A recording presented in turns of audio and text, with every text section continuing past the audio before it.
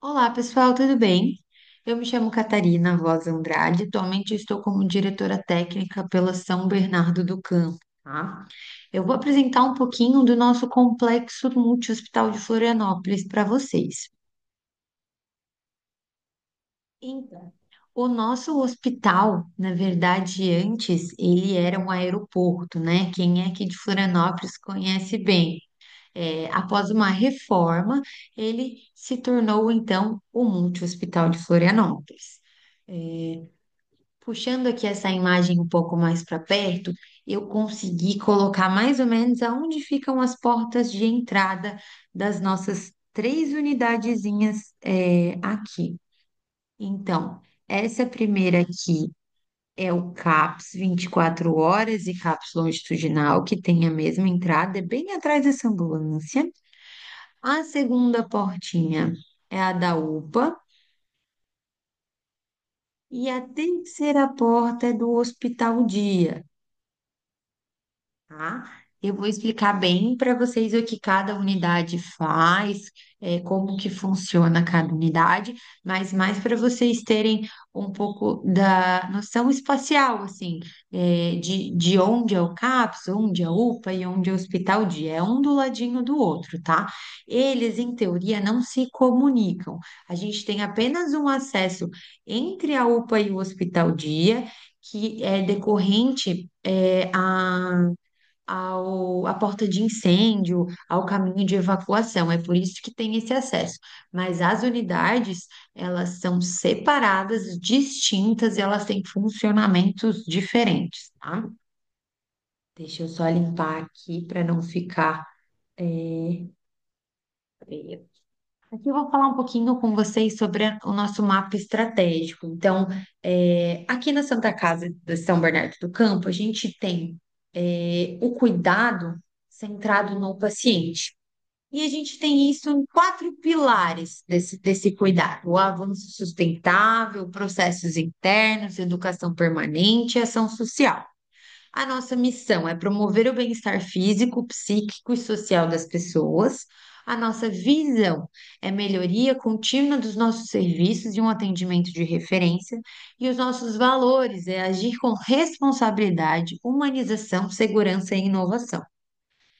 Tá bem? Agora falando um pouquinho do nosso CAPS. O nosso CAPS, ele tem um perfil um pouquinho diferente dos demais, tá? Eles são dois CAPS em um. Eu vou explicar um pouquinho mais para frente. Atualmente, nosso diretor técnico é o Dr. André Rosito, psiquiatra, e nós temos o diretor clínico, Dr. Pedro Lisboa, e o vice-diretor clínico, Dr. Gustavo Gentil. Após a eleição, ambos diretor e vice-diretor clínicos foram eleitos, tá? Agora falando um pouquinho do CAPS longitudinal, o CAPS eletivo. O que que é um CAPS longitudinal eletivo, né? Ele faz o acompanhamento eletivo contínuo multidisciplinar de usuários residentes no sul da ilha. Então, existe uma população adscrita, tá? Em tratamento regular. Então, tem pacientes que conseguem acompanhar os casos psicossociais no posto de saúde, e tem pacientes que têm casos mais graves ou momentos em que esteja mais delicada aquela situação e são referenciados para o nosso CAPS longitudinal e passam a ser acompanhados conosco durante um período até ter alta desse CAPS. Esses pacientes, eles não ficam internados, eles vêm com hora marcada para atendimento com médico clínico, com psicólogo, para grupos de atividades, sabe? E aí é feito esse acompanhamento longitudinal até que esse paciente tenha alta ali do nosso CAPS. O nosso CAPS 24 horas, o emergência, ele tem um perfil completamente diferente. Nós temos um psiquiatra 24 horas na porta, atendendo livre demanda, demanda espontânea, pacientes com crises, com emergências psiquiátricas. Então, agitação, risco de suicídio, paranoias, surtos de mania, surtos psicóticos, pacientes que precisam ser estabilizados e então ou transferidos para o IPQ, por exemplo, que é a nossa internação psiquiátrica da região, ou liberados para casa, se for o caso. Então, o CAPS 24 horas, ele funciona como uma UPA da atenção psicossocial, certo? Ele atende às emergências, maneja, estabiliza e encaminha para onde deve ser, se é uma alta ou se é uma transferência para outro hospital, ou até fazer essa comunicação entre a UPA, quando, por exemplo, o paciente chega com uma ideação suicida, plano, e realmente fez a tentativa com o uso de medicações. Se for necessário, esse paciente ele vai primeiro ser encaminhado para a UPA, para estabilização clínica, e depois ele retorna para poder fazer o manejo psicossocial ali na emergência, tá? Agora falando um pouquinho da UPA. Aqui a gente consegue ver a portinha da UPA e aqui antes um pouquinho melhor a portinha do CAPS, que estava atrás da ambulância, né? Então, a diretora técnica da UPA é a doutora Tamara Rodrigues Fonseca, a diretora clínica, a doutora Cheryl Adriane da Rosa Bux, e a vice-diretora clínica, a doutora Isadora Pires Pérez, tá? Atualmente, então, nós contamos com uma escala de clínicos, pediatras, cirurgiões e um dos clínicos, um emergencista, tá? É um atendimento 24 horas por dia, 7 dias por semana. É, e existem algumas exigências desses médicos que trabalham conosco, tá? Então, um médico clínico, ele precisa ter ou um RQE de alguma especialidade clínica, tá? Ou um ano de experiência mais o ACLS. O ACLS tem que estar sempre atualizado, tá? Todos os plantões clínicos, seja na emergência ou na pós. Médicos pediatras, o RQE em pediatria, ou pelo menos um ano de experiência, mais o PAUS. O PAUS tem que estar atualizado, tá? Os médicos cirurgiões, existe uma exigência contratual com a própria Secretaria Municipal de Saúde e não é aceito experiência ou ATLS, precisa ter o RQE. Qualquer RQE em qualquer especialidade cirúrgica, tá? Seja já uma sub, ou seja o RQE em cirurgia geral propriamente dita, tá? E ele trata de uma equipe multidisciplinar, multiprofissional, né? Médico, enfermeiro, técnico, e nós contamos com assistente social também durante o dia.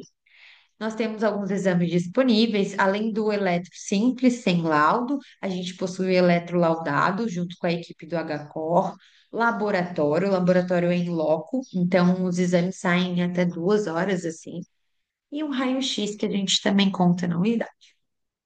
Como que é feita a escala da uva, tá? Atualmente, nós temos de segunda a quinta uma escala e de sexta a domingo uma escala menor, por conta da demanda, tá?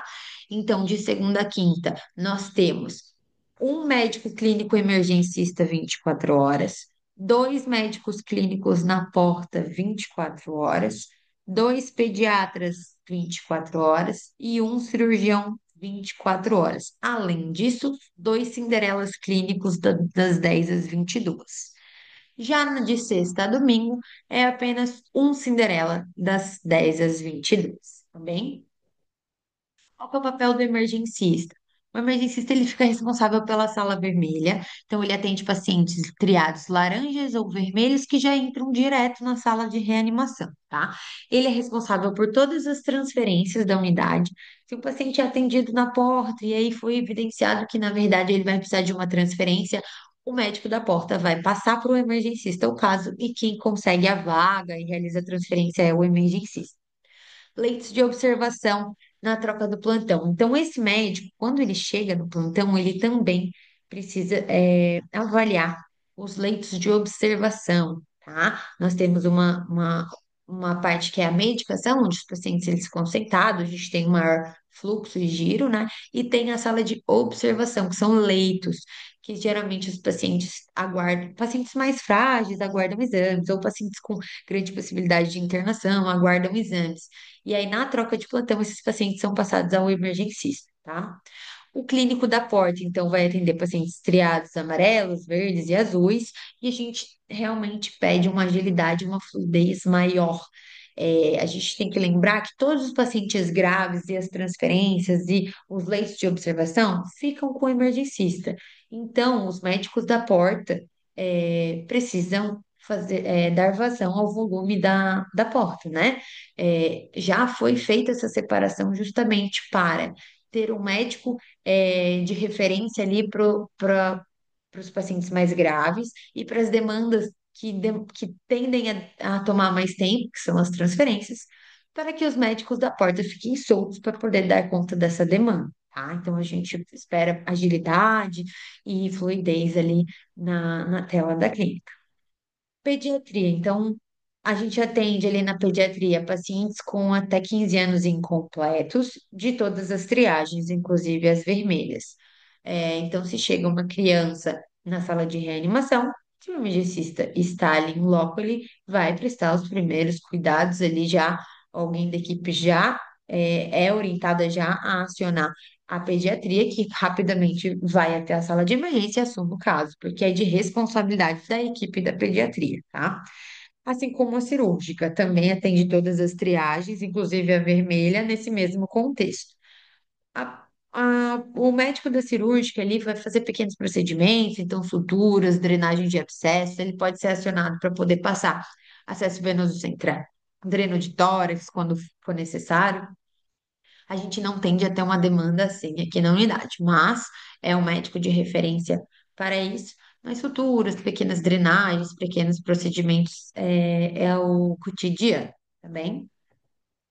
No Hospital Dia, então. O Hospital Dia, diretora técnica sou eu, doutora Catarina Voz Andrade. A eleição da diretoria clínica e vice-diretoria clínica ainda está em andamento, então a gente não tem o resultado ainda. O Hospital Dia é uma unidade que é destinada apenas à realização de consultas e procedimentos eletivos. Não possui fluxo de demanda espontânea. Então, se você atende um paciente lá na UPA, que foi feita a cirurgia, não adianta mandar uma carta para ir até o Hospital Dia. Não, esse paciente ele precisa ser avaliado. Se for um caso de emergência, ele precisa ser encaminhado para um hospital da SES, da Secretaria Estadual de Saúde, que tem porta aberta para emergência, ou se for um caso apenas de agendamento antecipado de consulta, o paciente entra em contato com o nosso setor de agendamento para solicitar antecipar a consulta dele. Não adianta o paciente chegar com uma carta ali no hospital dia, pois a gente tem inúmeros médicos que trabalham uma vez a cada 15 dias. A gente não tem um atendimento emergencial ali, não existe um encaixe, a gente segue a fila da regulação municipal, tá? É, então, é uma forma diferente de trabalhar. O horário de funcionamento é das 7 da manhã às 19. Nós não possuímos internação, são consultas eletivas, procedimentos de baixo risco eletivos, tá? Aqui eu falo um pouquinho melhor sobre isso. Então, a gente tem o centro cirúrgico, fazendo procedimentos apenas asa 1 até asa 2, que são de baixo até médio risco, procedimentos que são de liberação no mesmo dia, com alta para casa no mesmo dia, com baixo risco de complicação. No SADT, nós temos a parte das endoscopias e colonoscopias, também diagnósticas. A gente não faz muitos procedimentos terapêuticos, no máximo biópsia, alguma retirada de algum pólipo, mas isso para diagnóstico, a gente não está fazendo procedimentos terapêuticos, tá? Tomografias, ultrassonografias e radiografias, também tudo completamente eletivo. O médico da UPA não tem acesso aos exames realizados no hospital dia, não tem acesso para solicitar os exames no hospital dia.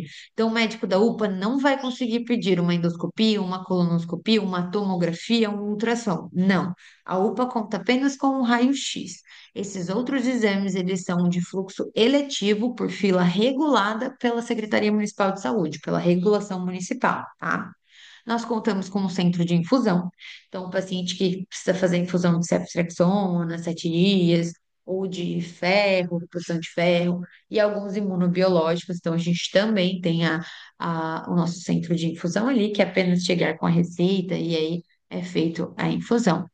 Temos o ambulatório de especialidades, a gente conta com 19 especialistas no momento, entre reumatologia, pneumologia, neurologia e afins. E temos o centro oftalmológico, que a gente faz tantos consultas, exames e até procedimentos. Então, uma observação aqui, a permanência máxima desse paciente, ela é dada ao tempo de recuperação pós-procedimento e ao funcionamento da unidade. Então, se o paciente passou por uma cirurgia, um procedimento, e ele vai precisar ficar mais do que o tempo que o hospital fica aberto de observação, esse paciente ele precisa ser transferido para um hospital da SES para uma internação, porque a gente não possui internação no nosso hospital.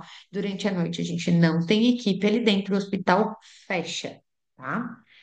Pacientes com alguma intercorrência, algo assim, sempre vão ser transferidos conforme a pactuação que já existe com os hospitais de acesso. Pequenas intercorrências são atendidas pelo nosso médico hospitalista, que temos em tempo integral para solucionar algumas intercorrências que acontecem ali na unidade e também auxiliar aí nas transferências que forem necessárias, tá bem?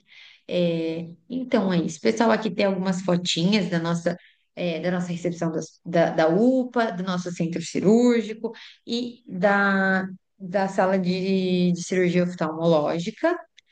Essas são as orientações. Qualquer dúvida pode entrar em contato comigo ou com a coordenação da MPMed, que faz a gestão das escalas, que pode sanar algumas dúvidas. Obrigada, pessoal.